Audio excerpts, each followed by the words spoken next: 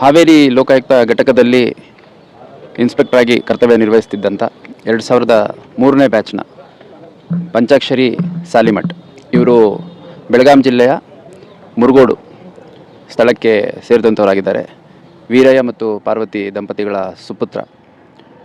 ಇವರು ನಿನ್ನೆ ಸಂಜೆ ಗದಗ್ಗೆ ಹೋಗುವಂಥ ಸಂದರ್ಭದಲ್ಲಿ ಹುಬ್ಬಳ್ಳಿ ಹೊರವಲಯದ ಅಣ್ಣಿಗೇರಿ ಸಮೀಪದಲ್ಲಿ ಕಾರ್ ಅಪಘಾತ ಪ್ರಕರಣದಲ್ಲಿ ಮೃತ ಹೊಂದಿರ್ತಾರೆ. ಅವರ ಪಾರ್ಥಿವ ಶರೀರವನ್ನು ಈಗ ಕಿಮ್ಸಿಂದ ಮೂವ್ ಮಾಡಿ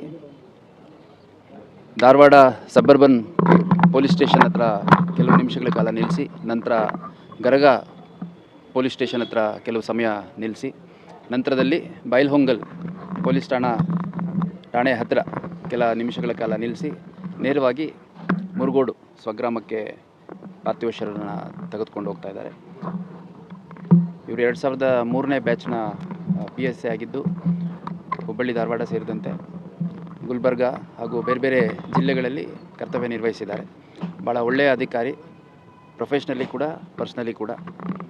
ಇತರು ತಮ್ಮ ಶ್ರೀಮತಿ ಶೀಲಾ ಮತ್ತು ಇಬ್ಬರು ಮಕ್ಕಳು ಚಿನ್ಮಯಿ ಮತ್ತು ತನ್ಮಯಿ ಸೇರಿದಂತೆ ಅವರ ಎಲ್ಲ ಸಂಪೂರ್ಣ ಕುಟುಂಬ, ಬಂಧು ಮಿತ್ರರು ಹಾಗೂ ಸ್ನೇಹಿತರು, ಹಿತೈಷಿಗಳು ಎಲ್ಲರನ್ನೂ ಅಗಲಿ ಹೋಗಿರುವಂಥದ್ದು ಭಾಳ ಆಘಾತ ತಂದಿದೆ ಇಲಾಖೆಗೂ ಹಾಗೂ ವೈಯಕ್ತಿಕವಾಗಿ ನಮಗೂ.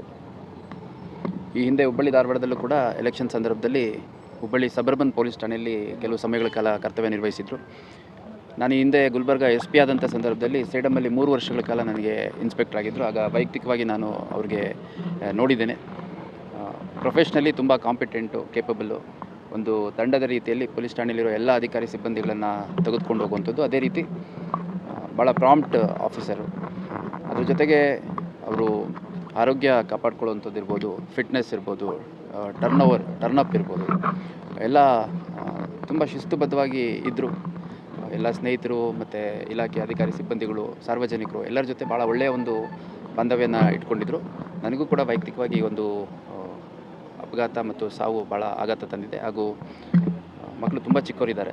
ಒಬ್ಬ 10th ಓದ್ತಾ ಇದ್ದಾನೆ, ಒಬ್ಬ 4th ಸ್ಟ್ಯಾಂಡರ್ಡ್ ಓದ್ತಾ ಇದ್ದಾನೆ. ಹಾಗಾಗಿ ಅಷ್ಟು ಚಿಕ್ಕ ಮಕ್ಕಳಿಗೂ ಯಾವ ರೀತಿ ಇದನ್ನು ತಗೊಳ್ತಾರೆ ಅನ್ನೋಂಥದ್ದು ಭಾಳ ಕಷ್ಟ ಆಗುತ್ತೆ ಇಮ್ಯಾಜಿನ್ ಮಾಡಲಿಕ್ಕೆ. ಅವರ ಈ ಒಂದು ಕಷ್ಟದ ಸಮಯವನ್ನು ಮೀರಿ ಆದಷ್ಟು ಬೇಗ ಅವರ ಒಂದು ಜೀವನ ನಾರ್ಮಲೈಸ್ ಆಗೋ ನಿಟ್ಟಿನಲ್ಲಿ ಹೋಗಲಿ ಅಂತ ನಾನು ಆ ದೇವರಲ್ಲಿ ಪ್ರಾರ್ಥನೆ ಮಾಡ್ತೇನೆ.